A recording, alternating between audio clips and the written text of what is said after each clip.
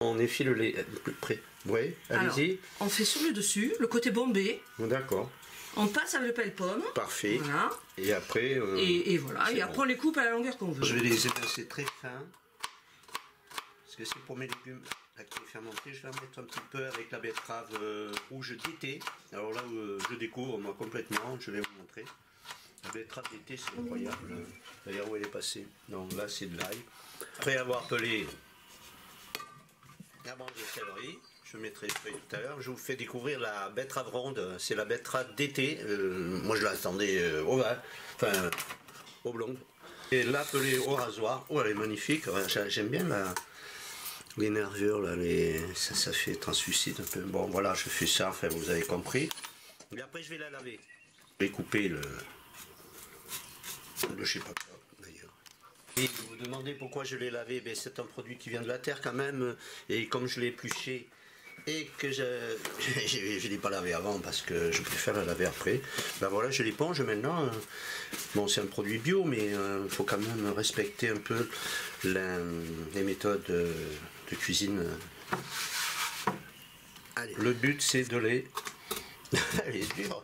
Ouais, mais ça me change des trucs bien cuits là. Oh, c'est magnifique.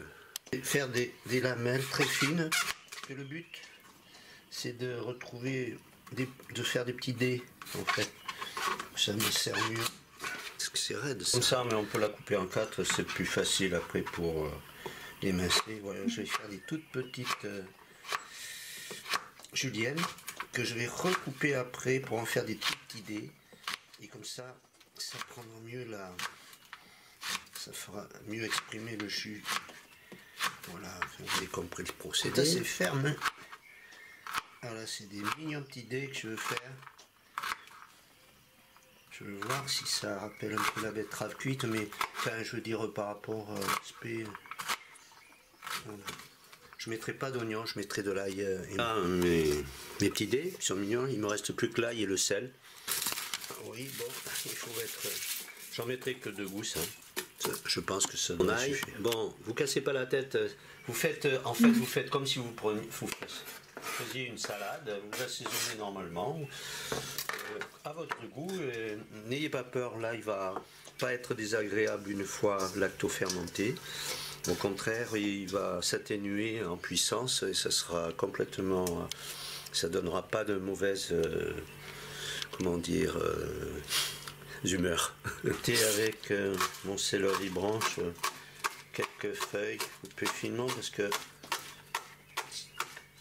pas entières, hein, c'est pas la peine parce que ça fait un peu caoutchouteux les choux, tout ça, tous ces légumes, ça va pas. Il vaut mieux bien les émincer. Oh, ah, les ingrédients, il manque plus que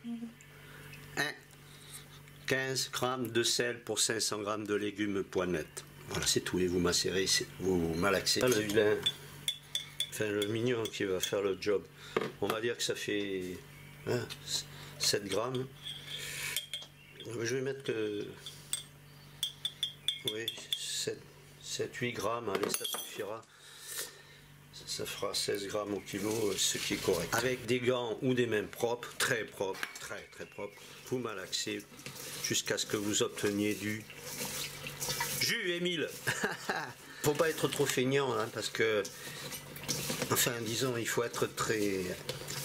faut aimer ce qu'on fait. On malaxe. Et croyez-moi, ça peut durer 10 minutes. Ça peut sembler long, mais ça en vaut bien la peine, je vous le dis. Pour le moment, ça dégagerait un petit peu de jus, mais pas beaucoup. Je vais faire une pause, comme ça le sel va bien s'imprégner, et je reprendrai tout à l'heure. Ah, ça commence à y aller. Je ne sais pas si vous le voyez, le jus là. Oui, il y en a, mais il faut brasser, faut malaxer. Faut pas avoir peur. Plus il y en a, mieux c'est. Enfin, dans la mesure du possible. Hein. Vous le voyez ou il faut des lunettes? D'accord. Bon, c'est pas commode à faire entrer, mais il faut que tout rentre. C'est le mieux ici. Mais on va tasser, hein. On va pas laisser comme ça, on va tasser. Donc voilà, je vais tasser. Mais vous voyez, c'est pas mal. Hein. Elle faisait pas tout à fait 500 grammes, mais quand c'est comme ça, vous rajoutez un ingrédient Genre un peu de céleri, ce que vous voulez, ce qui vous passe par la tête. Là, par contre, j'ai pas assez de jus là. Mais c'est pas conseillé de mettre de l'eau. Mais moi j'en rajoute un peu. Mais pas de sel, surtout pas de sel. Voilà. Là c'est un peu juste, il aurait fallu que ça. Je rajoute un peu de légumes là.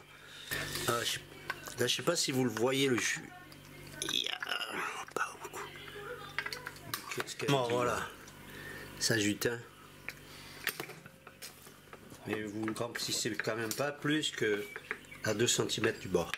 Ah, il n'y a plus qu'à fermer. Tout bête. Et n'oubliez pas la petite étiquette avec la date. Regardez ces belles couleurs. Waouh, c'est superbe. Une fois qu'il est étiqueté, enfin, j'ai pas encore fait.